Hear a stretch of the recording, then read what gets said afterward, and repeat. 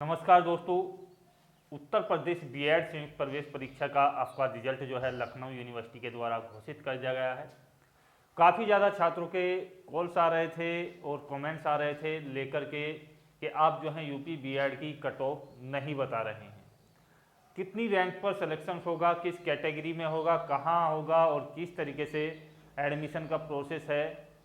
तो इस वीडियो के माध्यम से हम कुछ आपको कंफ्यूजन दूर करने का प्रयास करेंगे, लेकिन फिर भी ये है कि कुछ ना कुछ डाउट आपके रह जाते हैं। तो आपके लिए कमेंट्स बॉक्स है, वहाँ से आप कमेंट कीजिएगा, क्योंकि हमारा उद्देश्य यही है कि आपकी जो सुविधा है वो ज़्यादा से ज़्यादा की जाए और आपकी दुविधा को दूर किया जाए। यहाँ पर बात करते हैं कि स्टेट रैंक और कैटेगरी रैंक में क्या डिफरेंस होता है, आखिरकार क्यों दी गई हैं दो रैंक, और कम रैंक वाले स्टूडेंट्स जो हैं इसमें क्या कर सकते हैं जिनका सिलेक्शंस जो है गवर्नमेंट सीट के लिए नहीं होता है।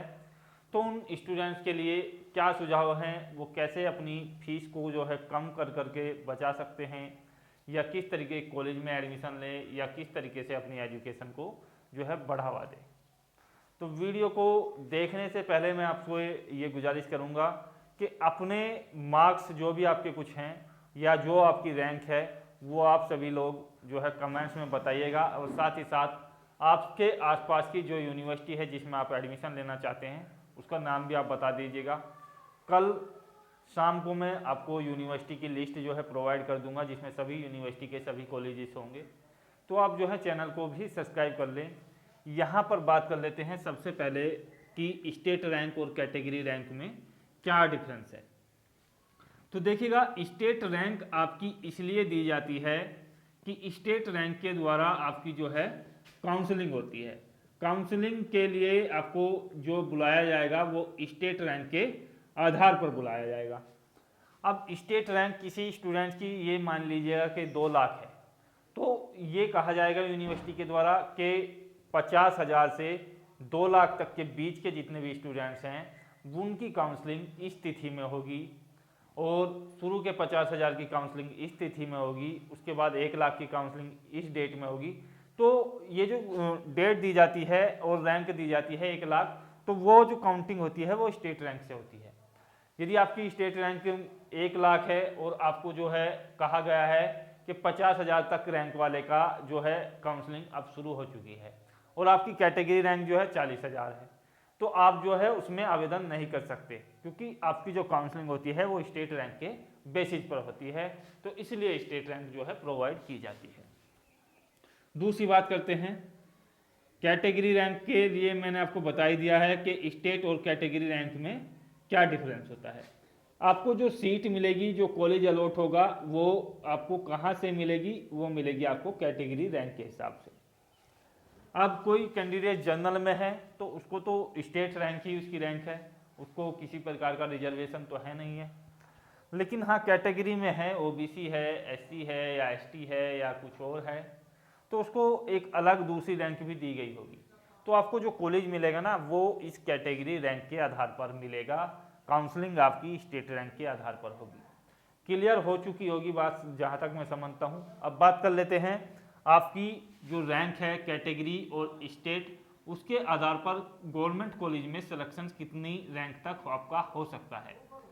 तो सभी लोग अपनी रैंक और अपने जो अंक हैं वो नीचे कमेंट्स बॉक्स में दे दें, और अपना जो भी आपको कुछ पूछना है वो पूछ सकते हैं, या तो उसके लिए यदि ज़्यादा कमेंट्स आते हैं तो मैं वीडियो बना दूंगा, नहीं तो आपको कमेंट्स में ही जवाब मिल जाएगा।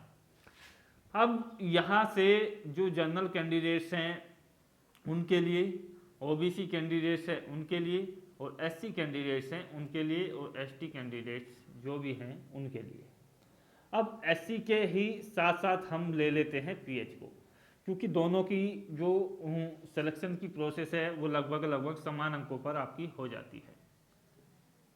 तो यहाँ से जो कैंडिडेट्स निकल कर के आते हैं तो वो थोड़ा ध्यान से देखेंगे कि आपकी जो मार्क्स हैं, मैं मार्क्स का यहाँ पर जिक्र नहीं कर रहा हूँ। इससे पहले जब हमने कट ऑफ का लिए वीडियो बनाया था, जब आपका एग्जाम हुआ था, उसमें मार्क्स के बारे में मैंने आपको बता दिया था कि कम से कम 250 प्लस स्कोर होगा तो ही आपका जो है गवर्नमेंट कॉलेज मिल पाएगा। तो उस तरीके से भी आप लोगों के लिए बताया हुआ था। तो वहाँ से आप चेक कर सकते हैं। अब यहाँ हम जो है रैंक के लिए बता रहे हैं, तो रैंक को समझने के लिए आप थोड़ा सा यहाँ से समझिएगा कि लगभग 8800 से प्लस में ये सीट हैं। लोग दावा कर रहे हैं कि 10,000 हैं वो हैं, लेकिन जब मेरे पास लिस्ट है और मैंने सारों की काउंटिंग की जोड़ करके, तो लगभग 8,800 प्लस में ये सीट हैं। 2-4 सीट फालतू हैं, ज़्यादा नहीं है, 10,000 नहीं है। तो चांसेस ये बनता है, अब इसमें जो रिजर्वेशन होता है, आधी सीट ये मान करके चलिएगा कि 4,000 से 4,400 के आसपास जो सीट हैं वो जनरल रैंक वालों को मिलेगी, यानी जिनकी रैंक अच्छी होगी, चाहे भले ही आप कैटेगरी ओबीसी हो, एससी हो या एसटी हो। उसके बाद रिजर्वेशन हो जाती है। रिजर्वेशन में आपकी जो है लगभग इतनी सीटें हैं, इसमें ओबीसी भी है आपका, एससी भी है और एसटी भी है। तो जिन लोगों की रैंक है, क्योंकि इनमें कुछ स्टूडेंट्स ऐसे भी होते हैं एडमिशन नहीं लेते हैं या अलग यूनिवर्सिटी में एडमिशन ले लेते हैं, वो कई कई यूनिवर्सिटी के फॉर्म भरे रहते हैं, या उनका जो उद्देश्य है इसमें एडमिशन लेने का बदल जाता है, कुछ भी कारण हो सकता है। तो कुछ स्टूडेंट नहीं भी लेते हैं या उनकी काउंसलिंग नहीं हो पाती है, रिजल्ट वगैरह नहीं आया काफ़ी स्टूडेंट्स का, तो ऐसी भी प्रोसेस है। तो यहाँ से आप समझेंगे कि जनरल कैंडिडेट्स हैं और उनकी रैंक जो है वो देखिएगा 6,500 से कम है। 6,500 से कम है तो उनके चांसेस ज़्यादा हैं एडमिशन के, उनके चांसेस ज़्यादा हैं गवर्नमेंट कॉलेज में एडमिशन के। बाकी जो 100% चांसेस यदि आपको रखने हैं कि 100% हमारा गवर्नमेंट कॉलेज मिल जाएगा, तो देखिएगा 100% बिल्कुल भी कोई ये उद्देश्य नहीं है, क्योंकि यदि आप कोई एक ही कॉलेज को चॉइस करते हैं और आपकी रैंक यहाँ पर 100 भी है और उस कॉलेज में सीटें हैं 50, और तो शुरू के 50 कैंडिडेट टॉप वाले ही उसमें भी आवेदन कर देते हैं, तो शुरू में उनको ले लिया जाएगा, आपको वहाँ भी नंबर नहीं मिलेगा। तो इस तरीके से तो ये क्लियर नहीं किया जा सकता कि उस कॉलेज में मेरा हो ही जाएगा या नहीं होगा। तो आपको ज़्यादा से ज़्यादा कॉलेज भरने हैं, तो आपको यहाँ कंडीशन में 6,500 से कम रैंक वालों को मिल जाएगा जब आप कॉलेजों की संख्या ज़्यादा से ज़्यादा रखते हैं गवर्नमेंट की। ओबीसी की यदि बात की जाए, ओबीसी यदि कैंडिडेट्स हैं और आपकी जो रैंक है वो 9,000 से कम बैठ रही है, 9,000 से कम रैंक कौन सी रैंक होनी चाहिए आपकी? General rank. स्टेट रैंक के लिए मैं बोल रहा हूँ, ये जो है आपकी स्टेट रैंक के आधार पर बोल रहा हूँ ये कट ऑफ में आपकी, कि आपकी जो कट ऑफ है वो स्टेट रैंक से 9,000 से कम है। तो आपको जो है ओबीसी कैटेगरी में रैंक मिलेगी लगभग 5,000 के आसपास या इस तरीके से, तो आपका आसानी से हो जाएगा ओबीसी की सीट पर। अब सवाल ये उठता है एससी कैंडिडेट्स के लिए, तो एससी या एसटी कैंडिडेट्स हैं और आपकी जो रैंक है वो 20,000 से कम है, 20,000 से कम है। एससी या पीएच कैंडिडेट्स हैं, 20,000 से कम आपकी रैंक है, तो आपका देखेगा हो जाएगा, क्योंकि आपकी कैटेगरी रैंक भी लगभग 5-6 हज़ार से कम ही आपकी निकलेगी, तो आपका आसानी से हो जाएगा।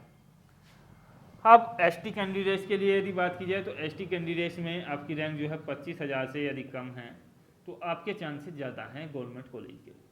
अब सवाल ये उठता है कि इन लोगों को जो है गवर्नमेंट कॉलेज मिल जाता है या आपकी रैंक ज़्यादा भी है, तो आप जो है उसमें काउंसलिंग कराओगे, क्या पता आपको गवर्नमेंट कॉलेज मिल जाए या ना मिले। तो काउंसलिंग कराने का उद्देश्य यही है कि काउंसलिंग लोग करा सकते हैं, लेकिन काउंसलिंग में अपनी जो चॉइस है वो अच्छे तरीके से पहले सेट कर लें कि कौन कौन से कॉलेज आपको भरने हैं, और उसी के आधार पर अपनी काउंसलिंग कराएं। अब काउंसलिंग में 2 प्रकार की फीस होती है, एक तो होता है आपका रजिस्ट्रेशन शुल्क और दूसरी फीस होती है आपकी सिक्योरिटी फीस। सिक्योरिटी फीस जो है ये ज़्यादा महत्वपूर्ण है, क्योंकि ये आपकी जो है 5,000 रुपये होती है आमतौर पर। इस बार का मुझे अभी प्रोसेस का पता नहीं है कि कितनी फीस रखेगी यूनिवर्सिटी, और ये आपकी जो है 750 रुपये के आसपास होती है रजिस्ट्रेशन की। तो जो लोग काउंसलिंग के लिए रजिस्ट्रेशन करते हैं उनको ये फीस वापसी नहीं होती है, लेकिन सिक्योरिटी फीस आपकी वापस हो जाएगी यदि आपको कॉलेज आपकी पसंद का नहीं मिलता, पसंद का कॉलेज आपको नहीं मिला, तो आपको ये जो फीस है 5,000 रुपये ये रिफंड हो जाती है आपके अकाउंट में। काफ़ी स्टूडेंट्स इस ये अकाउंट के लिए जो है जल्दबाजी कर देते हैं, किसी और का अकाउंट दे देते हैं या उस तरीके से। तो आपके पास अपना अकाउंट है तो सबसे पहले कोशिश ये कीजिएगा कि आप अपना जो आधार कार्ड जहाँ से आपका लिंक है वो अकाउंट दें, नहीं है तो अपने फादर या अभिभावक का अकाउंट दें। किसी अन्य का अकाउंट ना दे, क्योंकि यहाँ फीस वापस होने में जो है लगभग कई महीने लग जाते हैं और वो आपकी फ़ीस जो है इधर उधर भी कर सकता है। अब सवाल ये होता है कि प्राइवेट कॉलेज में भी क्या एडमिशन लेने की प्रोसेस है। यदि किसी कारण से सरकारी में नहीं आता है तो प्राइवेट कॉलेज में 2 लाख सीट हैं। अब इन 2 लाख सीटों पर आपको देखिएगा सभी कॉलेजों की जो है मान्यता समान है। यदि गवर्नमेंट जॉब के उद्देश्य से देखा जाए तो सभी कॉलेजों की मान्यता समान है, डिग्री सभी की समान है। तो आप किसी भी ऐसे कॉलेज में ले लें जहां आपकी फ़ीस कम से कम है।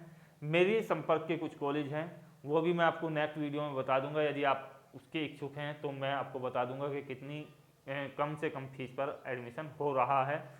कुछ कॉलेज ऐसे भी होते हैं जो रिजर्वेशन कैटेगरी जैसे एससी वगैरह के हैं, तो उनका फ्री में भी ले लेते हैं, तो उसके बारे में भी आपको नेक्स्ट वीडियो में बता दिया जाएगा। वीडियो काफ़ी बड़ी हो चुकी है, आशा करता हूँ शेयर कीजिएगा। जय हिंद, धन्यवाद, जय भारत।